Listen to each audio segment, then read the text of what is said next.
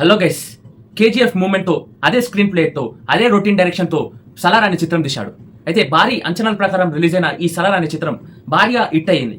But కొందరు ఏమంటున్నారంటే routine story, routine fight scenes రొటీన్గా ఉంటాయని. అది క్లియర్గా డ్రాగన్ అనే చిత్రం పైన ఎఫెక్ట్స్ పడుతున్నాయి అనుకోవచ్చు ఆ మాటలు. అయితే ప్రశాంత్ నీల్ గారు అలా ఏముండదు భయ్య, వేరే లెవెల్ ఉంటుందని అంటున్నారు. అదేందో తెలుసుకోవాలంటే కింద లైక్ బటన్ లైక్ చేసుకొని చాలా సబ్స్క్రైబ్ చేసుకోండి. ప్రశాంత్ నీల్ దర్శకత్వంలో వస్తున్న ఎన్టీఆర్ 31 అనే చిత్రానికి డ్రాగన్ అనే పేరు ఫిక్స్ చేశారు. అయితే ఎన్టీఆర్ గ్రాండ్ ఎంట్రీ కోసం భారీ సెట్ వేసి ఒక స్క్రీన్ ప్లే వెరీ డిఫరెంట్ గా చేస్తున్నారు. డ్రాగన్ పైన భారీ ఆశలు పెట్టుకున్నారు ఎన్టీఆర్ ఫ్యాన్స్, చాలా భారీ ఆశలు పెట్టుకున్నారు అని చెప్పొచ్చు ఎన్టీఆర్ ఫ్యాన్స్. అయితే కొందరు ఏమంటున్నారు అంటే సేమ్ బోరింగ్ రొటీన్ స్టోరీతో వస్తారు, ఇలానే ఉంటుందని అంటున్నారు కొందరు.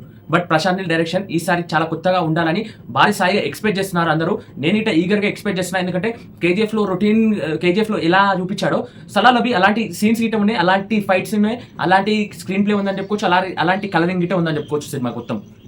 ఇది ఎక్స్పెక్ట్ చేస్తున్నాం మనం.